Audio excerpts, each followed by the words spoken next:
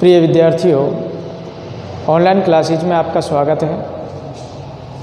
देखो, हमारा ये टॉपिक चल रहा है कबीरदास जी द्वारा रचित जो साखियाँ हैं, विरह को अंग शीर्षक साखियों से अवतरित किया गया है। तो देखो, ये विरह जनित साखियाँ हैं। ईश्वर के मार्ग में, ईश्वर के लिए विरह से पीड़ित होना इन साखियों में दिखाया गया है। तो देखो, हम कुछ साखियों को तो हम पहले पढ़ा चुके हैं। अब जो शेष साखी रह गई हैं, उन साखियों को हम पढ़ाने जा रहे हैं। बच्चों ध्यान देना। तो देखो, अब हम पढ़ते हैं। कबीर पीर पिरावनी पंजर पीड़ न जाई, कबीर पीर पिरावनी पंजर पीड़ न जाई, एक जय पीड़ परीत की रही कलेजा छाई। तो देखो, इसमें जो कठिन शब्दार्थ आए हैं, एक ये देखो, एक आई है पिरावनी। पिरावनी शब्द आया है।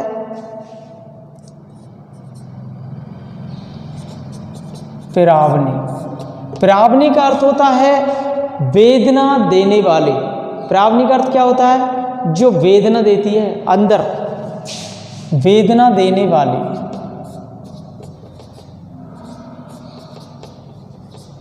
पिरावनी। पंजर इस शरीर के लिए कहा गया है। एक जय पीड़ परीति की, परीति माने प्रीति, परीति कहते हैं प्रीति को, और कलेजा माने हृदय।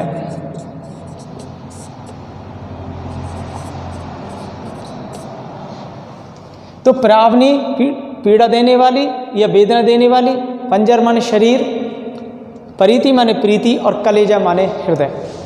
तो देखो, कबीर पीर पिरावनी पंजर पीड़ न जाई, एक जब पीड़ परीत की रही कलेजा छाई। ये प्रस्तुत साखी कबीर द्वारा रचित विरह को अंग शीर्षक से संकलित की गई हैं। इसमें विरह वेदना की अत्यधिकता, विरह वेदना की अधिकता बतलाते हुए इसमें प्रेमा भक्ति का वर्णन किया गया है। प्रेमा भक्ति का वर्णन किया गया है विरह की अधिकता बतलाते हुए। तो देखो, कबीरदास जी कहते हैं कि कबीर पीर पिरावनी पंजर पीड़ न जाई। कबीरदास जी कहते हैं कि विरह की पीड़ा, जो विरह की पीड़ा है, विरह की वेदना है, वह अत्यधिक वेदना देने वाली है। विरह की जो पीड़ा होती है वह अत्यधिक वेदना देने वाली है, और यह इस शरीर रूपी पिंजड़े से, ये जो हमारा शरीर है, इसको एक पिंजरा का रूप दिया गया। इस शरीर रूपी पिंजड़े से बाहर नहीं निकलती है। ये जो वेदना है, इस शरीर रूपी पिंजड़े से बाहर नहीं निकलती है। एक जय पीड़ परीत की रही कलेजा छाई। तो देखो, यह तो प्यार प्रीत की वेदना थी। ये जो है, ये प्यार प्रीत की वेदना है जो सदा हृदय में छाई रहती है। ये प्रेम की वेदना है जो हमारे हृदय में हर समय बनी रहती है, हमेशा हमेशा के लिए बनी है। कवि का कहने का भाव ये कि जो विरह वेदना है, उससे जो विरह से पीड़ित व्यक्ति है, विरही जन है, उस विरही जन के हृदय को ये बहुत ही प्रिय लगती है। ये जो पीड़ा है वेदना की, ये विरही जन के हृदय को बहुत ही अत्यधिक प्रिय लगती है। अतः ये कष्ट देने वाली होती है, और फिर भी ये कलेजे में, अपने हृदय में निवास करती रहती है। ये कष्ट देने वाली है, फिर भी अपने हृदय में निवास करती रहती है। तो इसमें ये आप समझ गए होंगे कि ये जो विरह की पीड़ा होती है, ये हमारे शरीर के अंदर हृदय में निवास करती है। ये अत्यधिक पीड़ा देती है, फिर भी ये मनुष्य के लिए बहुत ही अच्छी लगती है। इससे मनुष्य प्रेम करता है, ये बहुत ही प्रिय लगती है, ये कष्टदायिनी होकर के भी हमारे हृदय में निवास करती है। तो इसमें देखो लौकिक जीवन होता है, जो सांसारिक जीवन होता है, सांसारिक जीवन में प्रिय की जो विरह वेदना है, उस विरह वेदना से आकुलता बढ़ती है, विरह वेदना से उस ईश्वर को पाने के लिए आकुलता बढ़ती है। तो कबीरदास जी ने स्वयं को प्रियतम परमात्मा का विरही बताया है, जिससे कि उस ईश्वर के प्रति जो आकुलता बढ़ रही है उसकी इसमें अभिव्यंजना की गई है। तो देखो बच्चों, इसमें अनुप्रास, यमक आदि अलंकारों का प्रयोग किया गया है। तो देखो अगला, चोट सताणी विरह की सब तन जर्जर होई। चोट सताणी विरह की सब तन जर्जर होई, मारण हारा जानी है केहि कै जी लागी सोई। देखो इसमें 2-3 शब्द आए हैं। एक तो आया है जर्जर। जर्जर कहते हैं जो पुराना होता है, क्षीण हो चुका है, टूटा फूटा होता है, कमजोर होता है, उसे क्या कहते हैं? जर्जर। मारण हारा, देखो मारण हारा, मारण हारा कहते हैं मारने वाले को। किसको? मारने वाले को मारण हारा कहते हैं। तो इसमें चोट सताणी विरह की सब तन जर्जर होई, मारण हारा जानी है कै जी लागी सोई। तो देखो जो ये साखी है, इस साखी के माध्यम से कबीरदास जी ने इसमें विरह वेदना की अनुभूति का वर्णन किया है। तो कबीरदास जी क्या कहते हैं सुनो, चोट सताणी विरह की सब तन जर्जर होई। कबीरदास जी कहते हैं कि परमात्मा प्रियतम, जो परमात्मा है प्रियतम है, वो परमात्मा प्रियतम के विरह की ये पीड़ा मुझे अत्यधिक सता रही है, मुझे बहुत ज़्यादा सता रही है। ये परमात्मा प्रियतम की जो विरह है, विरह की पीड़ा है, ये मुझे बहुत अधिक सता रही है, ये मेरे लिए दुखदायिनी बन गई है। इससे सब तन जर्जर हुई, इससे मेरा सारा शरीर जर्जर हो गया है, कमजोर हो गया है, इससे मेरा शरीर जर्जर हो गया है। मारण हारा जानिए के जी लागी सोई। तो देखो इस चोट की, जो ये चोट है, इसकी जो मर्म व्यथा है और इसकी मर्म व्यथा को वही समझता है, इस चोट की मर्म व्यथा को तो वही समझता है जिसने चोट की हो, जिसने चोट की हो अथवा जिसे चोट लगी है, वो ही इसकी मर्म व्यथा को समझ पाएगा। इसकी जो व्यथा है, पीड़ा है, इसकी पीड़ा को कौन समझेगा? या तो जिसने चोट की है या जिसके चोट लगी है, वही दो व्यक्ति जान सकते हैं इसकी पीड़ा को। अर्थात इस मर्म व्यथा का जो अनुभव है वो केवल दोनों प्रेमी ही जान सकते हैं, जो दोनों प्रेमी जान सकते हैं, जिसने पीड़ा खाई है और जो पीड़ा दे रहा है, वही व्यक्ति इस मर्म व्यथा की चोट को, दर्द को पहचान सकते हैं, पीड़ा को पहचान सकते हैं। तो देखो इसमें केवल यही बताया है, जो व्यक्ति के चोट लग जाती है या तो उसको दर्द होता है या फिर चोट देने वाले को दर्द होता है। इसमें ये ईश्वरीय मार्ग में जो प्रेम के मार्ग में बताया गया है, जो व्यक्ति या तो उससे प्रेम करता है या वो उससे प्रेम करता है, ये दोनों व्यक्ति ही जानते हैं उस मर्म व्यथा को, उस चोट को, चोट की पीड़ा को। तो देखो चोट करने वाला भी मर्म व्यथा को जानता है हैं, और चोट खाने वाला भी मर्म व्यथा को जानता है। तो इसमें ये लोगों के अनुभव के द्वारा बताया गया है, क्योंकि ये लोकानुभव का एक विषय है। और इसमें जो ये दोहा है, ये साखी है, इसमें सदुकड़ी भाषा का प्रयोग किया गया है, विप्रलम्ब श्रृंगार का भी इसमें प्रयोग किया गया है। तो देखो ये हमारा दोहा था। अब इसके बाद अगला दोहा लेते हैं। कर कमाड़ सर सांध कर खेची जू मार्या माही, भीतर भिद्या सुमार वे जीवे की जीवे नाही। देखो इसमें कर शब्द आया है। कर का अर्थ होता है हाथ, और कमाण कहते हैं धनुष को।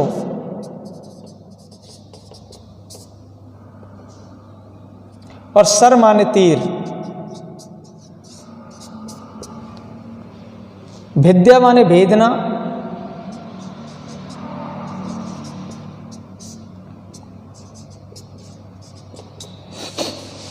तो देखो कर कमाड़ सर साध कर खींच जू मार्या जाई, भीतर विद्या सुमार है जीवे की जीवे नहीं। कर माने हाथ। तो देखो ये जो साखी है, इस साखी में कबीर द्वारा रचित बिहार के ब्रह को अंग शीर्षक से ये साखी अवतरित की गई है। इसमें कबीर दास जी ने अपने रूपक के माध्यम से एक ईश्वरीय प्रेम की मार्मिक व्यथा का वर्णन किया है। ईश्वर प्रेम की मार्मिक व्यथा का वर्णन किया है। देखो कर कमाड़ सर साध कर खेची जू मार्या माई। तो कबीरदास जी कहते हैं कि गुरु रूपी जो शिकारी होता है, गुरु रूपी शिकारी ने हाथ में धनुष लेकर, कमाण मतलब धनुष, गुरु रूपी शिकारी ने हाथ में धनुष लेकर तथा तीर का निशाना साधकर, हाथ में धनुष ले लिया, तीर का निशाना साधकर खींच करके जो मुझ पर प्रहार किया है, वह सफल प्रहार, जो वह सफल प्रहार था, मेरे अंतर मन में समा गया है। जो गुरु रूपी शिकारी ने हाथ में धनुष लेकर, कर कमाड़ हाथ में धनुष देकर, और जो सर मतलब तीर का निशाना साध करके और खींचकर जो मुझ पर जो सफल प्रहार किया है, वो प्रहार मेरे अंतर मन में समा गया है। वो मर्म व्यथा मेरे अंतर मन में समा गई है। भीतर विद्या समार है, वह जीवे की जीवे नाई। मतलब अब इस चोट से आहत जीव जिएगा या मरेगा, ये कुछ भी पता नहीं। इस चोट से आहत होकर के जीव मरेगा या जिएगा, ये पता नहीं है। इस संबंध में कुछ नहीं कहा जा सकता है। तो देखो इसमें जो शिकारी है, वो शिकारी गुरु है, या उसको आप ईश्वर भी मान सकते हैं। गुरु शिकारी बताई गई है। और जो प्रेम है, प्रेम शब्द बाण है, जो प्रेम है वो बाण है। और गुरु ज्ञानोपदेश से तथा भगवान से प्रेम से आहत भक्त हार्दिक वह वेदना सहता रहता है, हार्दिक वह वेदना सहता रहता है, और वह जीवन और मृत्यु से मुक्त हो जाता है। ये इसी भावना का परिचय देकर के कबीर ने ये कहा है। इसमें अन्योक्ति अलंकार का प्रयोग किया गया है, क्योंकि इसमें अन्य उक्ति है। तो देखो अब हम अगली साखी लेते हैं। जब वो मारा खींचकर तब में पाई जांडी,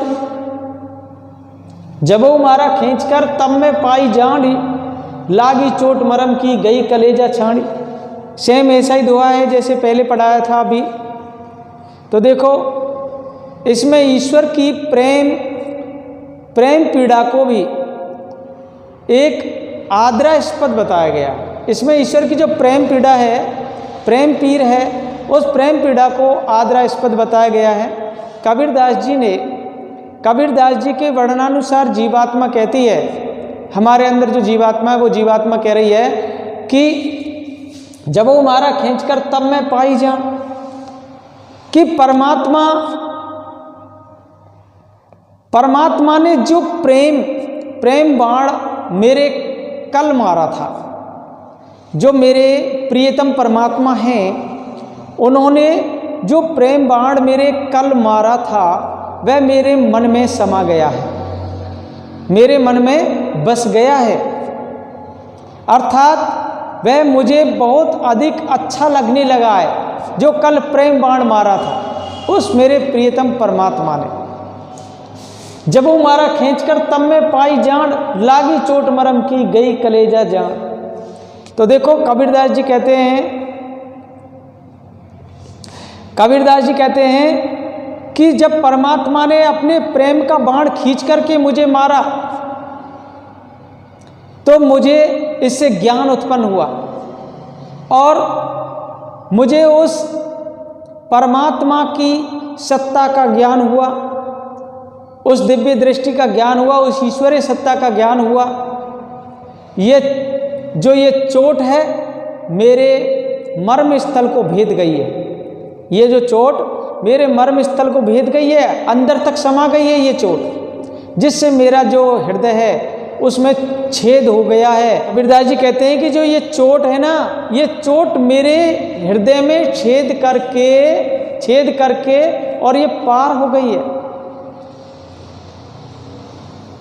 मेरे मर्म मतलब मेरे हृदय में जाकर के ये ईश्वरीय जो ज्ञान है, ईश्वरीय ज्ञान का मुझे बोध हो गया है। तो देखो इसमें ईश्वर की प्रेम पीर है, ईश्वर है, ईश्वर की प्रेम पीर है। इसमें ज्ञान की अनुभूति के साथ ही अंतःकरण छलनी हो गया उसका। ज्ञान की ऐसी अनुभूति हुई कि उसका जो अंतःकरण है वो छलनी हो गया है, जिससे सांसारिक आसक्ति रूपी जल इसमें अब नहीं ठहर सकता है।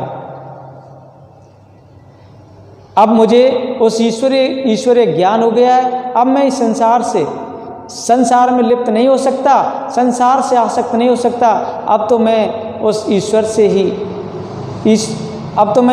लगाव करूँगा। मतलब जीव ईश्वर से ही लगाव करने लग जाता है और उस सांसारिकता में जो भी कुछ है उस सब को त्याग देता है। तो इसमें अनुप्रास रूपक अलंकारों का प्रयोग किया गया है। अब देखो अगली साखी लेते हैं। जी सर मारी काल सो सर मेरे मन बसा, तीसरा जऊ मारे सर बिन सच पाऊँ नहीं। तो देखो ये भी ऐसा ही दोहा है। इसमें भी जो ईश्वर का प्रेम होता है उस प्रेम की पीड़ा को आदरास्पद बताया गया है। कबीरदास जी के अनुसार जीवात्मा वर्णन करते हुए जीवात्मा कह रही है कि परमात्मा ने जो प्रेम बाण कल मेरे हृदय में मारा था, परमात्मा ने जो प्रेम का बाण जो मेरे हृदय में मारा था वह मेरे मन में समा गया है, बस गया है। अर्थात वह मुझे बहुत ही अच्छा लगने लगा है। तो हे प्रियतम वह बाण आज फिर मुझे मार दो, तो तीसरा जो मार सर बिन सच पाऊँ नहीं। तो कबीरदास जी कहते हैं, जीवात्मा कह रही है कि हे प्रियतम वही बाण आज मुझे फिर से मारो, क्योंकि मेरा हृदय है इस प्रेम बाण के बिना